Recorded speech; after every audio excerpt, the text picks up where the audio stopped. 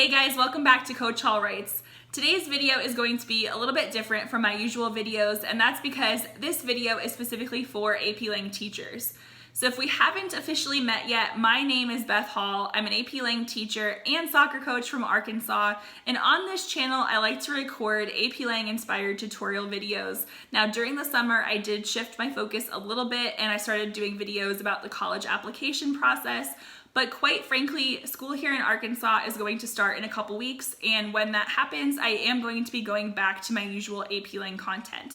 So for this video, I wanted to reflect on some of the things that I'm going to be doing differently for the upcoming school year. But before I do that, I wanted to invite you guys to connect with me on social media. So if you are a Facebook user, I would love it if you would go check out my brand new Facebook page. It's just simply Coach Hall Writes. That's where I'm going to be posting about some of the things that I'm doing in my classroom, as well as some video ideas, and I would love your feedback over there.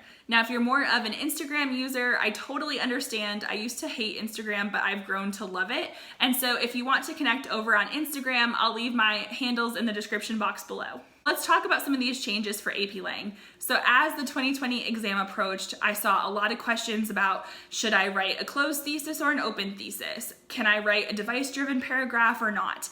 And honestly, it really depends on the execution. But one of the things that I realized with my own students is that one of the ways that students write better commentary is if they truly understand the rhetorical situation. And so one of the things that I want to focus on with them is that SpaceCat is not just this acronym, it's not just this thing that we do. There's actually a reason why we do it. So last year I let my students choose between Soapstone or SpaceCat, but this year as a department we decided that we wanted to be more consistent because it was a little bit confusing for some students, and so we're sticking with SpaceCat, specifically because I like the distinction of choices and appeals. Because one of the things I realized is that choices is an umbrella term, and I love that because choices to me is what the writer is doing. So it could be juxtaposition, but it could also be humor or flattery. And I've had a couple pieces. I think one of them is the Lord Chesterfield letter, where students look at that and they're like, I don't see a single rhetorical choice. And I'm like, okay, but what's he doing?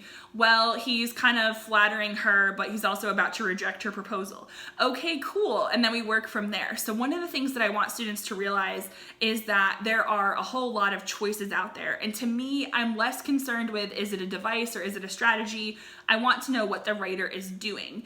Part of that, though, is the appeals, because sometimes students tend to write a whole paragraph about logos or ethos or pathos or all three, and that sometimes detracts from the quality of the writing. So I want my students to understand that appeals work in tandem with other choices. Appeals are created by something else. And so I like the difference between choices and appeals as opposed to just strategies, because I think that's going to help my students as we work on our writing this year. So the first big change is that we are exclusively using SpaceCat. Now let's talk about thesis statements for a second. I feel like this is a very divisive topic in the AP Lang community, but if you've watched any of my videos and seen some of the sentence frames that I use a very closed thesis with my students. I start them off with a very simple sentence frame that includes pretty much the noun form of some of these choices, and then as they become comfortable with that, I try to get them to shift to using rhetorically accurate verbs. Now, one of the things that I should point out is that I also teach 10th grade, and when my students come to me in 10th grade, they don't know many of the choice terms that I use, and so I have to teach them the terms first before I can shift them to these rhetorically accurate verbs, or at least that's been my experience.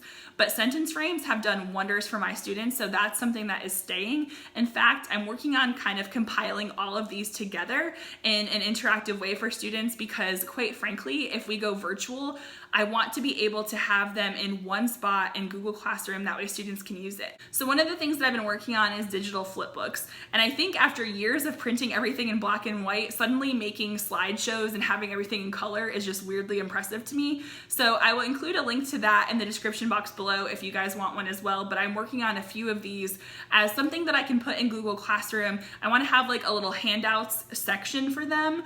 That way they know where to go if they need any of these, because normally I would have them have a binder and I would print all of these out at the beginning of the school year or throughout the year, and that's where they would stay. But right now, I just really don't want to deal with paper. We've been told not to, and quite frankly, I think it's just going to be a lot easier to do digital moving forward. So that's another big change, because honestly, I love Google Classroom, but just trying to organize that for a year's worth of instruction has been a little bit more difficult than I thought. So if you guys have any Google Classroom hacks that you think are really awesome for organization, let me know in the comments below, because right now all I know is that I'm going to show students the classwork tab as opposed to the stream, because I never realized I needed to point that out to them. But last year, my juniors, my AP Lang students, knew exactly what I was talking about, and my sophomores had no clue, and they couldn't find some of their assignments because I had uploaded a bunch at one time.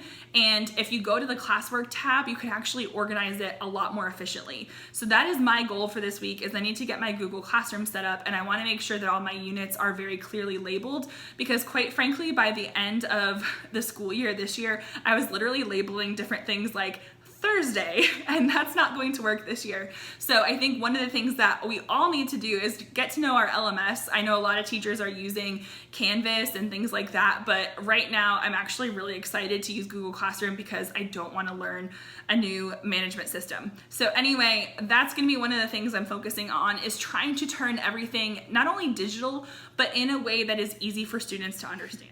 So sorry about the impromptu lighting change. I actually started recording this video during my son's nap time and he woke up. So now I'm recording the second half of this video after he's gone to bed. But the next thing I want to talk about is multiple choice questions, because last year I did multiple choice Mondays. I thought I was really going to prepare my students for the AP Lang exam, because multiple choice is just its own beast in and of itself.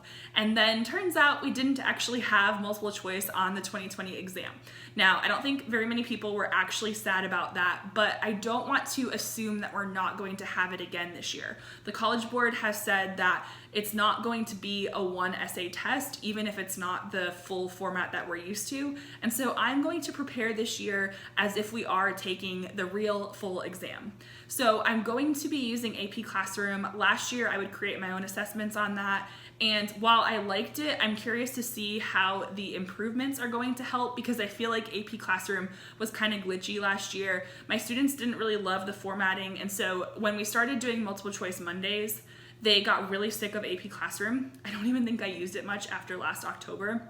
Instead, I started printing off passages from the SAT, because the College Board also produces that test, and there are at least 8 released tests for the SAT. So I would pick a passage, we would time the students, they would answer the questions, I would use ZipGrade, and I would go around and check their scores, and I would basically have them collaborate and discuss the right answers, and we'd have a share out. Now, I love ZipGrade, but I don't know that I'm going to use that process this year, because I don't know with social distancing if I'm going to be able to have students collaborate in that way. And if we go virtual, as of right now, Google Meet does not have breakout rooms, but I've heard that they're trying to get them.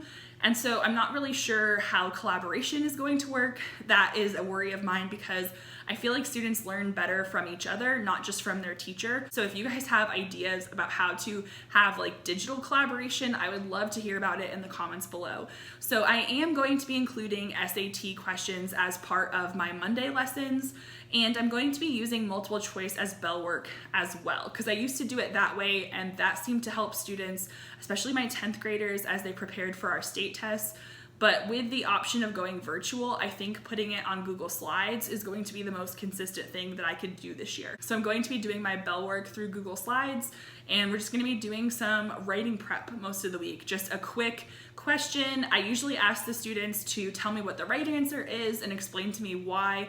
Sometimes I have them explain why one of the wrong answers is wrong, but that is actually after we've gone over the grammar rules, because even though they've been taught how to use a comma or a semicolon in the past, they don't always remember when we start back to school in August. So the first couple weeks are just kind of a review, and then once they are familiar with the terminology, I like to have them write a rationale, just a sentence or two explaining it, because I think that reinforces the concepts.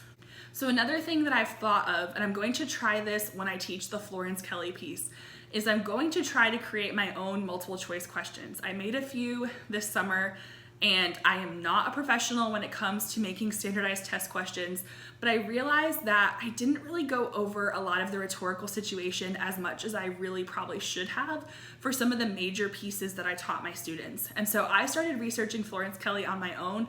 I found out a lot of cool information, and I started putting together some sentences and purposely having errors that the students are going to have to correct. So we'll see how this goes.